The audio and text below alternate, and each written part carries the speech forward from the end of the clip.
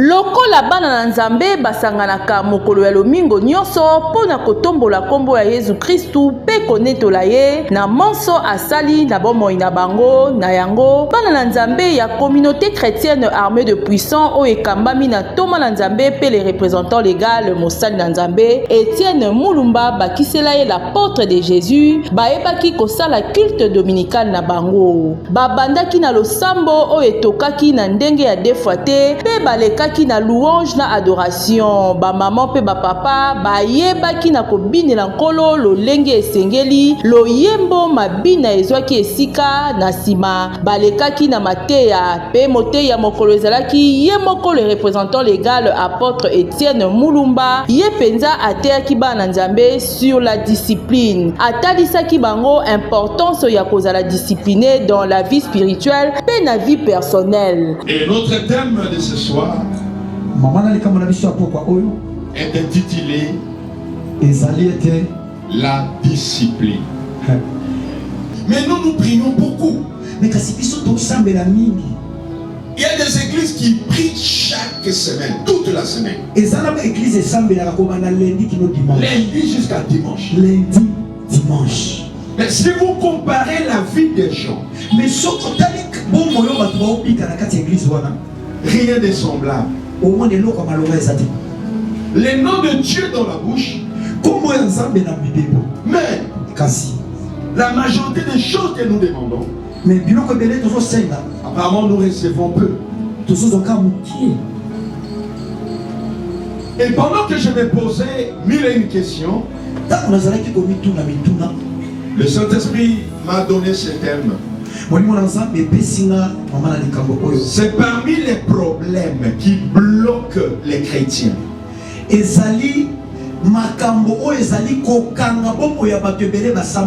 Beaucoup de gens prient, mais ils ne sont pas disciplinés.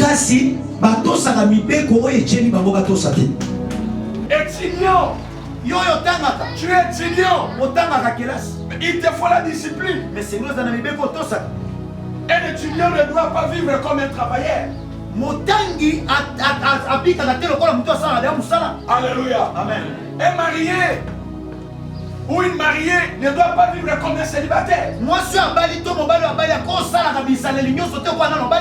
tous les domaines de la vie, il y a l'exigence d'une certaine discipline. Et si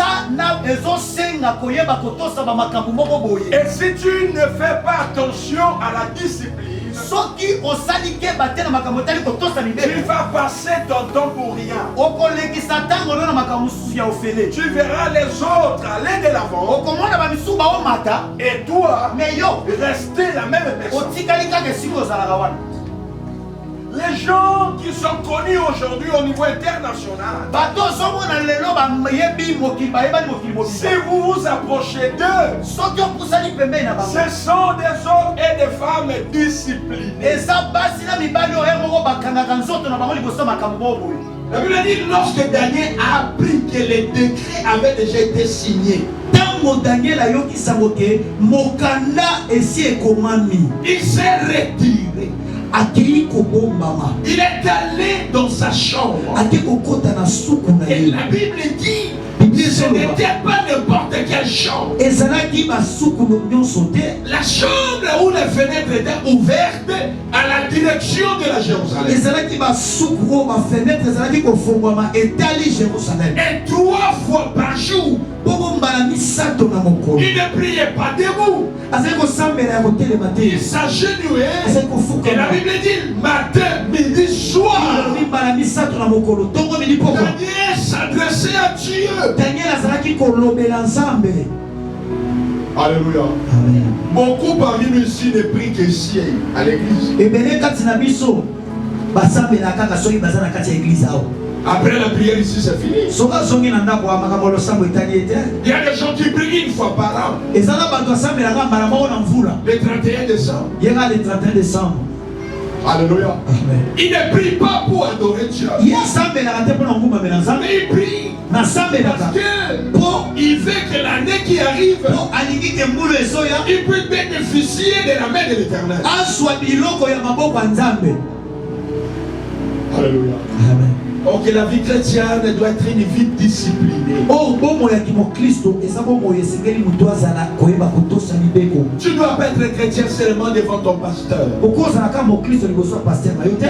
Mais quand tu es loin de ton pasteur, Même temps oza musika na pasteur. reste chrétien. Zala kaka mo Kristo.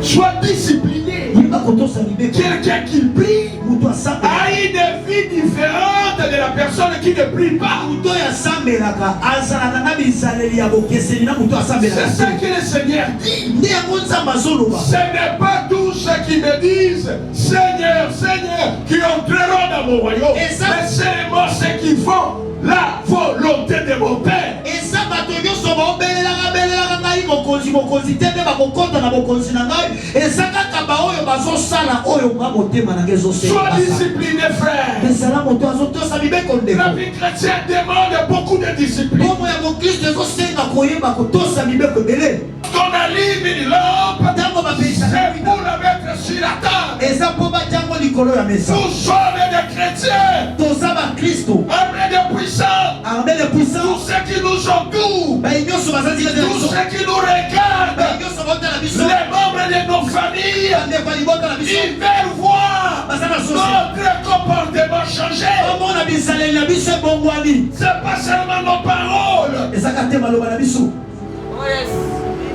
bizaleli na biso bazozela bamona ngo ebongwani Non, je suis chrétien.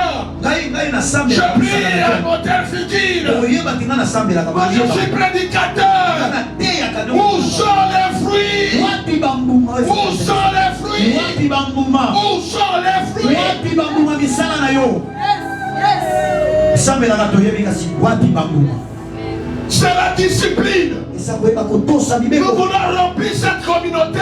tona besoin totondisa communauté Alléluia. amen Je vais vous choquer. tala Ce nakopesa n'est pas même l'évangélisation. tala eza mpe ata koyeba koteya na balabala te Pour remplir l'église, mpona otondisa ce n'est même pas l'évangélisation. te koteya na bato boya Mais évangile notre comportement, mpe bisaleli na notre biso façon de vivre ndenge kobikela avec les autres. na baninga S'il y a la différence, soki bokesene ça sa va attirer les autres. bato bakoya yo ozala otongaka te na okende na eglise na bino bosambelaka Les marabouts aussi font les chicanas. kimokristo ezaka koloba na langue kabababa te bamarabu mpe basalako bakatia kutu basala yango mpe Les chrétiens aussi les font. bakatia na ringi stop mpe simbi Bah, toi, théâtre, bien, ça va pas la colonne.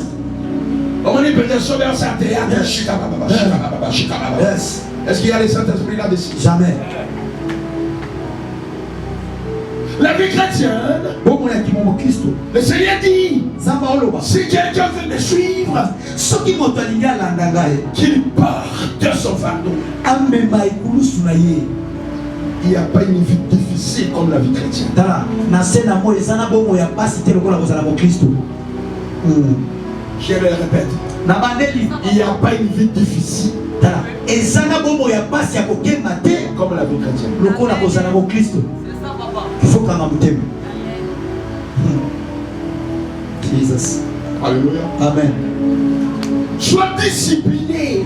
tosa libeko Daniel lorsqu'il a pris, ntango ayoki on avait déjà écrit pour tuer les Juifs, ke basi mokanda esi ebimi mpo baboma bayuda il s'est retiré premièrement dans sa chambre. akeya abongana na misuku na ye Et il n'a pas regardé n'importe quelle direction. ake kotala bisika nyonso te La Bible dit, les fenêtres étaient ouvertes à la direction de Jérusalem. me bible elobi bafenetre ezalaki ya kofongwama etali jérusalem Il priait le Dieu de Jérusalem, azalaki kobelela nzambe ya jérusalem le Dieu de leur père, nzambe ya bapapa na bango le Dieu d'Abraham, nzambe ya abraham le Dieu d'Isaac, nzambe ya isaka le Dieu qui a secouru Joseph. nzambe oyaki kosunga yosefu na boloko Daniel regardait Jérusalem. daniel azotala jérusalem Et toi, quand tu viens ici, me yo ntango oyaka lorsque tu pries, ntango tu osambela regardes quelle direction? otalaka esika nini Tu viens à l'église pour les autres. ozwa na eglise mpo babamona yo ndenge oyo oyaka na eglise Est-ce que frère Intel était venu? eske frère wana ayaki Vous voulez vous consoler lorsque vous vous absentez à l'église? tala bolingi kaka bolingi oyo batuna yo ke oyaki ntango Frère, akendaki vendredi te nakendaki. Ah, nape nakendaki Ah, vendredi nape te. nakendaki. Oyoki bien. Po ya kendaki te. Yo mo- Yo kendaki te. Oyoki bien.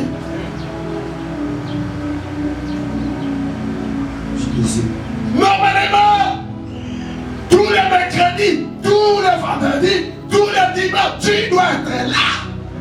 na bosolo mercredi nyonso, vendredi nyonso, dimanche nyonso yoko ozangisa te. C'est un rendez-vous que tu as donné à Dieu. Et ça mikolo oyo kutanaka na nzambe opesaki olapi ndai. Dieu ne nous a pas demandé le mercredi. Nzambe asenga biso mercredi te. Dieu ne nous a pas demandé le vendredi. Nzambe asenga biso Dieu vendredi. ne nous a pas demandé de prier le dimanche ici. Biso tosambela dimanche te. Mais nous avions choisi ce jour. Toponaki mikolo oyo. Où es-tu? Mais ozaki oza wapi? Où es-tu? Oza wapi? Où es-tu le mercredi? Ozaki wapi mokolo ya mercredi? Le vendredi okendaka wapi? Mercredi ozaki wapi? Pe balekaki na batémoignage kotatola bolamu ya nzambe oyo asali na bomoi na bango. Pe lisusu balekaki na kocelebre anniversaire ya maman Jackie Lilonge pe kokumisa nzambe na bamvula oyo akokisi awa na mokili 70 ans. Pe na sima balekaki na losambo kotika semaine oyo bazali kokota na maboko ya nzambe pe kotika bomoi na bango na maboko ya nkolo. Na suka na nyonso le représentant légal apôtre Etienne Mulumba a pesi biso maloba. Ozolobela likambo etali discipline. Ozomona mindele bazosambela emundu bazosambela. Ozomona majorité ya mindele bazabeli. Alors, c'est comme si Nzambe ayokaka biso te. Ezali question kaka ya molimo te. Eza kaka likambo ya bademo te.